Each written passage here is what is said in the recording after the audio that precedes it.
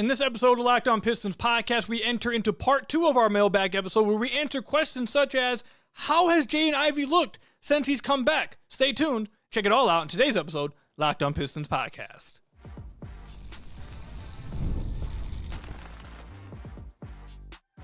You are Locked On Pistons, your daily Detroit Pistons podcast, part of the Locked On Podcast Network, your team every day. What's the deal? Welcome back to another episode of the Locked On Pistons podcast. Per usual, I am your host, Khahil. I've been covering the Detroit Pistons for the last 4 years. Been a credentialed media member over the last 3 years. I appreciate all of you guys that make Locked On Pistons your first listen of every single day. Free and available on all your podcast platforms. If you haven't already, hit that subscribe button at the YouTube channel. Leave us a 5-star review, whatever podcast platform you're listening to this on. Also want to thank you guys for making the Locked On Podcast Network the number one podcast sports network in America. Appreciate all of you guys. But without further ado, we're going to go ahead and just get right into the second part of our mailbag episode. I hope you guys enjoyed the first part. If you haven't checked out the first part, go check that out now. But now, you guys will get to listen to past me answer questions such as, how has Jaden Ivey looked this year? Okay, this is probably where I cut up the part 1 to part 2. We're probably going to get to part 2 here. We're around like 34 minutes, so I think this is probably where I'd cut it up. Future me. This is future me. This is where we go. All right, next question here. How has Jaden Ivey looked? All right, I'm going to answer the question, and I'm probably the only one of the faces of the only face in the community that's willing to talk about this.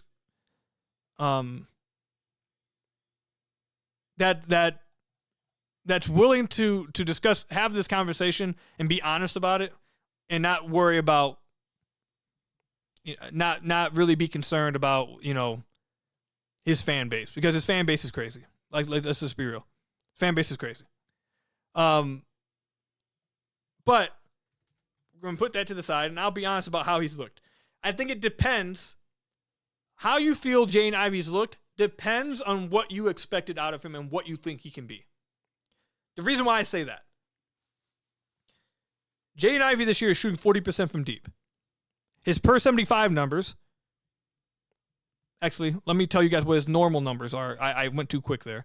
He's getting around 3 threes up a game, but he's not playing as much. So that's why I go to per 75, because I want to say, okay, if he was playing, more minutes, let's just assume 75 possessions, how many threes is he getting up? Is he a low volume 3-point shooter? Is he actually a high volume? Like what would it translate to? And right now it feels like he is a high volume shooter. Per 75, he's getting 7 threes up at 41%. Now we have to see if that actually would play out.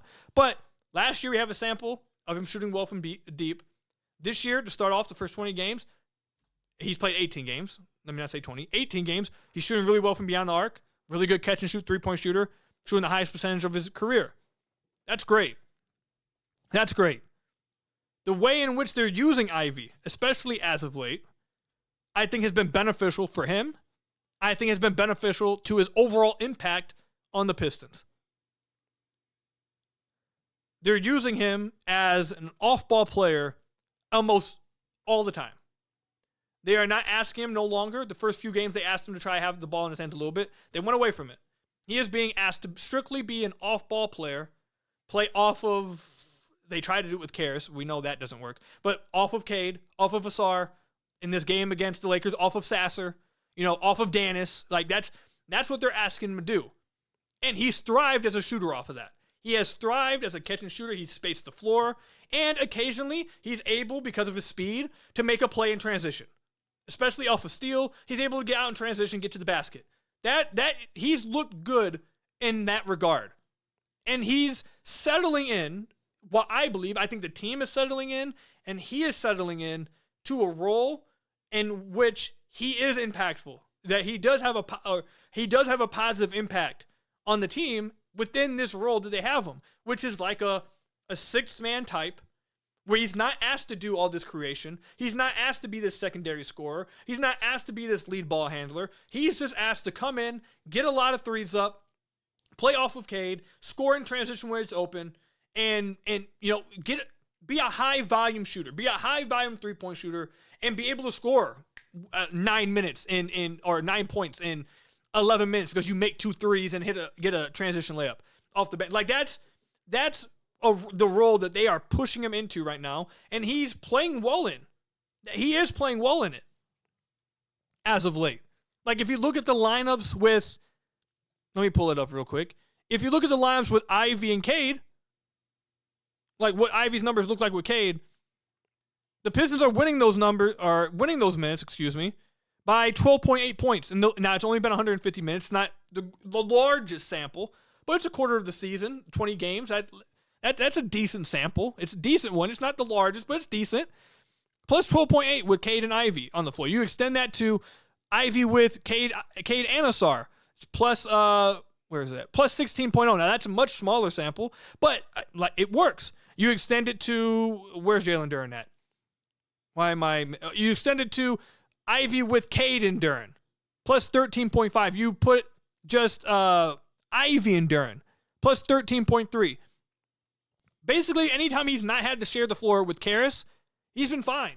He's played into a role. He's bought into this role, and the team is playing within a role that works well for him and shows off his strengths. So if that's what you expect of Ivy, and you're willing to accept that as his role, then you probably feel okay about him. You probably feel like, okay, he's played fine. He's looked fine. That's how you probably feel about him. However, for those out there, which is, I think, what has caused the major arguments throughout this community and the major discourse throughout this community, is that a lot of his fans and a lot of people want him to be the secondary ball handler, the secondary lead scorer, the other 24 point per game scorer. They don't need a number 2 guy, because Ivy will be that number 2 guy.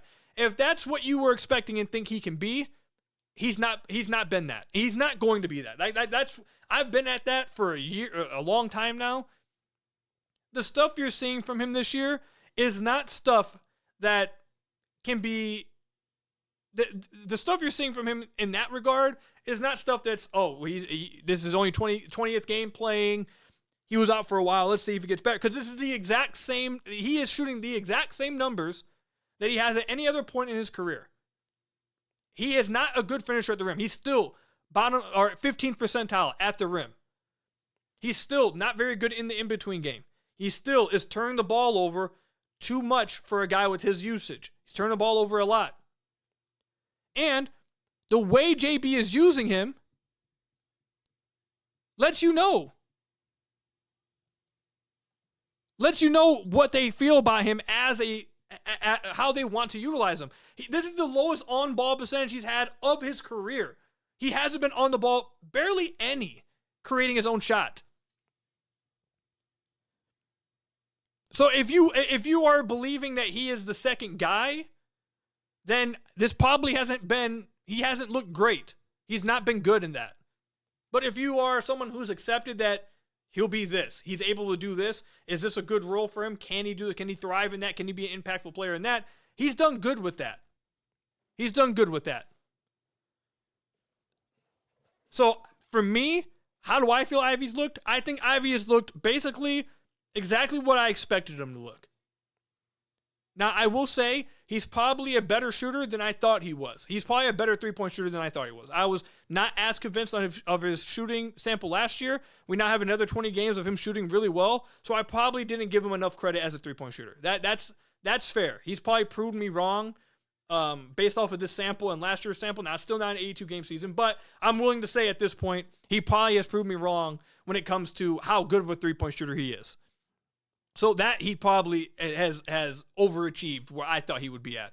But everything else, he's been exactly what I've said is the concerns with him and why I don't think he's this number 2 guy. And if you don't believe that you want him as this 6-man type of guy, he should be someone you consider moving. Because he's still not, his handle is not very good. Still, he turns the ball over a ton. He's still not finishing very well at the rim. He still doesn't have an in-between game. And the most concerning part for that, and I've seen some of Ivy's biggest fans even see this and say this after the last few games, he's not getting to the basket nearly as much anymore, like so far. Now, some of that you can try to say, he's only playing his 18th game. Let's see how he looks as he plays more. That's fair. That's something you could, maybe it gets better. But I mean, 20 games is, I think, a good, at that point, you're getting pretty good conditioning. I think you're probably in pretty decent shape. And he looks quick in other regards, but like driving to the basket on ball, he's not creating the same advantages. Like I watched against the Lakers this past game, Jake LaRavia was able to straight up wall him off of a drive 4 times in a row. 3 times in one possession, then the next possession again. He's not getting to the rim as much as he was. He's not beating guys off the dribble as much as he was as well. And that's probably the most concerning thing for me. But like I said, if you're like, I am willing to accept him as just a 6-man type of guy that can come in and play off of other ball handlers and be a spacer and be someone who gets a lot of shots and who's able to score quick in a hurry because he gets a lot of threes up and is able to score like that. He's proven so far this year that he is impactful and that they're winning his minutes when they do that. They're winning his minutes overall right now, especially when he's not with Karras. And it's because JB is playing him in that role. So I guess I'm cool. I'm cool with what Jaden Ivey's at right now. I'm cool. I think he's looked fine. I think he's thriving in his role. And I hope he plays a little bit more. But I think this is the role he should be. I think this is what his future role in the NBA is as an impactful player. That's where I'm at with him. So I actually want to hear. It just depends, I guess, what you expected and what you wanted from Jaden Ivey. That's what you have to answer. And depending on that, that will give you an answer of what you believe, how good Jaden Ivey's looked this year. During basketball season, there's nothing like being in the building, the energy, the crowd, that first big run that gets everyone on their feet. Fans want to be there for those moments, not stuck refreshing screens or guessing what tickets are really going to cost. That's where Game Time comes in. The Game Time app gives fans the advantage back, making it incredibly easy to score amazing tickets. Fast, simple, and without the guesswork. Prices include fees up front, so the total is clear from the start. Features like zone deals help unlock great seats at even better value. Whether it's an NBA game or another live event, everything is right in one place. Take the guesswork out of buying tickets with Game Time. Download the Game Time app, create an account, and use code LOCKEDONNBA. That's LOCKEDONNBA for $20 off your first purchase. Download the Game Time app today and get in on the action with Game Time. All right. Let's go ahead and answer a few more questions. We'll go a little more fast with this one. Next one is Jalen Duren's jumper real? It's hard to say it isn't. That's where I'm at right now. I'm not willing to say, excuse me, I'm not willing to say it's completely real because it's not like he's taking like 4 jump shots a game. It's not like it's a large sample. But it feels like he's starting to take like 1 to 2 a game. In some games, he's taken 3. Like this game against the Lakers, I feel like I remember him taking at least 3. And the game before, I remember he made 3 of them and then tried to take another fadeaway one and hit the side of the backboard. But I remember that as well. So he's starting to take more of them. And look, I can't say it isn't real. It's looking like it might. It's looking like it might. Now, I don't think it's ever going to be. I don't believe Jalen Duren's ever going to be a guy that's just catching and shooting threes and letting threes up a game. That's not what I think he's going to be. However, could he be someone with a face-up game like Amari Stoudemire? Like, that's the comparison that I've been seeing some people make, and I agree with.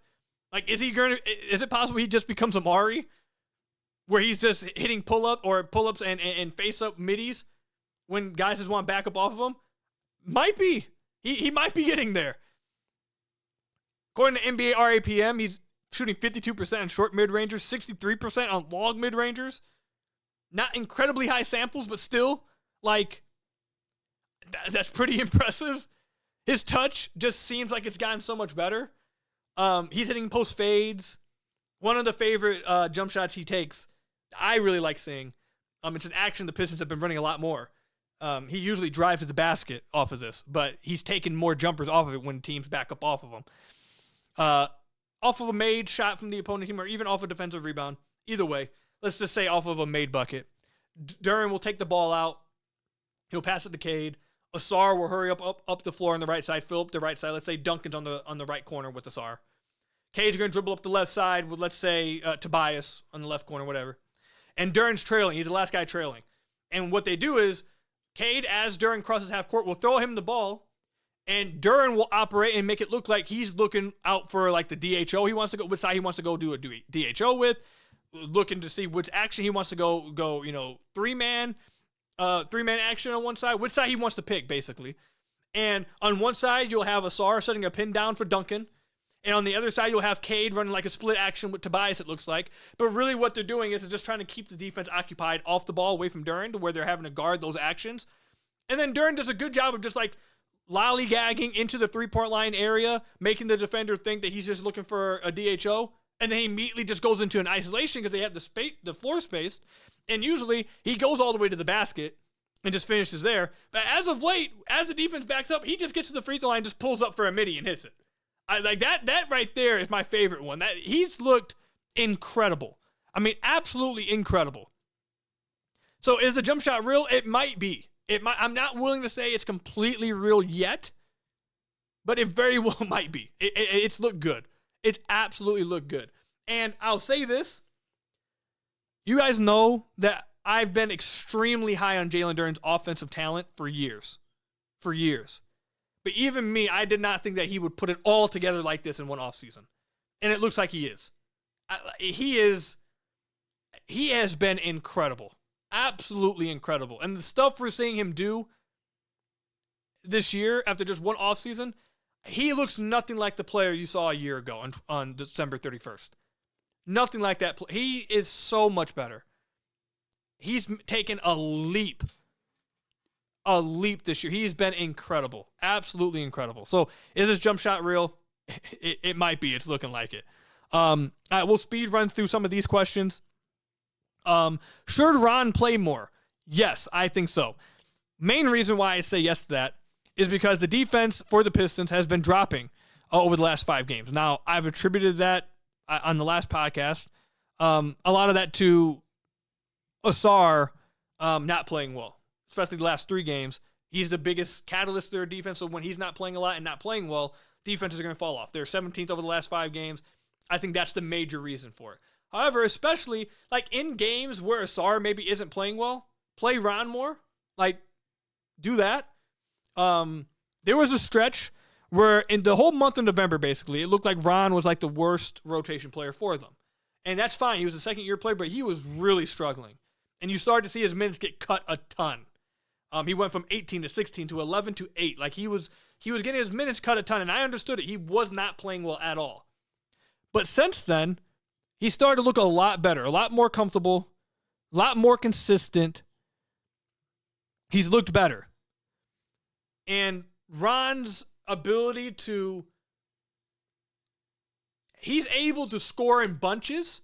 Like, he'll have games like against Milwaukee, 4 points, or against the Clippers, 4. Like, he has games where the stuff he does, he's like a Tasmanian devil. He just does a bunch of crazy stuff, and sometimes it results in, like, heavy bunches of just points. So, like, in games where that works, he's able to just score, like, 10 points in like, 18 minutes. He's able to score quick and score in bunches like that when his stuff works. His chaotic nature works. And especially with it being more consistent as of late and what he brings on the defensive end of the floor, I do think he should play more. I think he should be playing 20-plus minutes. Now, it's hard to do that when you're playing 11 guys. It just is. But Ron, I think, is playing better, and they need his defense, especially if it's slipping at times, and especially when he's looking more, when he's having those games where he's just like scoring in bunches randomly. Like, I think he should play more. Fridays already feel different during the basketball season, and FanDuel is making them even better. Every Friday night before the games tip off, FanDuel gives fans a new way to kick off the weekend with NBA Happy Hour. NBA Happy Hour is your official pregame, a limited time window where special offers drop right inside the FanDuel app right before the action starts. Fridays from 6 to 7:30 Eastern Time have become appointment viewing with NBA Happy Hour. It's easy to check out the weekly special before tip off and make a move right before the window closes.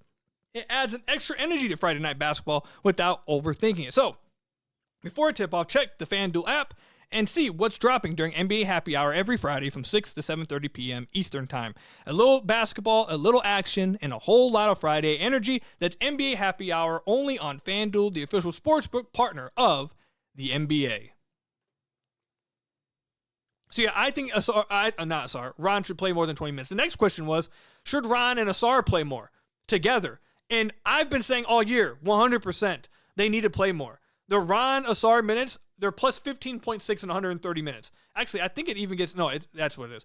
Plus 15.6 in 130 minutes. They dominate in Ron and Ausar's minutes. They just do. We haven't seen it enough, but it's looked great. A much smaller sample, Thompson, Holland, and Duren, they're plus 31.9. Now, that's only in 60 minutes. I get it. It's not a lot. So you don't want to read too much in that. But, like, Cade, Ron, and Ausar, 55 minutes plus 22.5. Like, again, it's not large samples, but they just dominate on the defensive end of the floor. They run nonstop. And having Ron and Ausar as, like, cutters, they're smart cutters, especially if you were to play them with Stu, I think theoretically works best. Because Stu can theoretically space out the floor. But honestly, Duren's ability to score now and be a self-creator kind of makes it to where he provides this different level of gravity out to like the just above the free throw line. So it kind of creates a little more space than Stu at times, because Stu just wants to kind of walk to the paint and kind of float there. And teams still don't really guard Stu from beyond the arc. Either way, like the Ausar Ron minutes so far this year have looked really good. And I would play them a lot more, especially if your defense is not looking good. Like, play those two guys together. They're the key to your defense. They will clamp teams. They have clamped teams. So, yeah, I would play them more together. And I know that was something the front office wanted to see coming into the year. So, yeah, let's do it more and get some more answers on it. All right, last few questions here. Which ones did I not answer? I answered the one about Ausar, Ron's minutes, Sasser's breakout, Cade's MVP, Jaden Ivey look, Jalen Duren. Oh, last question here was, do I think the Pistons will make a trade? From what I've heard so far this year, from what other people have reported, obviously, some of the other reports and rumors, and then from also the little bit that I've heard so far this year, if I was a betting man, I would not bet on the Pistons making a move this year. Doesn't mean they won't. They certainly can. And I'm not saying it's impossible. I'm not saying it's even like 70-30 they don't. I think it's probably like 60-40 for me right now that they don't. Seems like that they're very satisfied with, obviously, they're first in the East. But they're satisfied where their young guys are. They're satisfied with their veterans. And while I think everyone knows they have a weakness at the forward position, I think there's a willingness to just let that be. And if it means they don't have crazy playoff success this year, I think they're okay with that. And they'll just make a move in the offseason and do something then. That's where I think they're at. That's why I think their mentality is. Now, if something opens up, we've been told over and over that they are going to be opportunistic. So, okay. But also, like, I just don't... I wouldn't bet money that they make a move. Doesn't mean impossible, but as of right now, I wouldn't bet that they do. So that's where I'm at with whether the Pistons should make a trade or will make a trade. I think they should, but if I was a betting man, I'd say no right now. All right, that's it. Answered all of the questions I've been getting over the last week and a half or so. This is a long episode, so we cut it up in two. I hope you guys enjoyed this 2-part episode. Appreciate you guys making Locked On Pistons your first listen of every single day. Free and available on all your podcast platforms. Hit that subscribe button to the YouTube channel. Leave us a 5-star review, whatever podcast platform you're listening to us on. Until next time, I'll see you guys later. Stay safe out there, and peace out, everybody.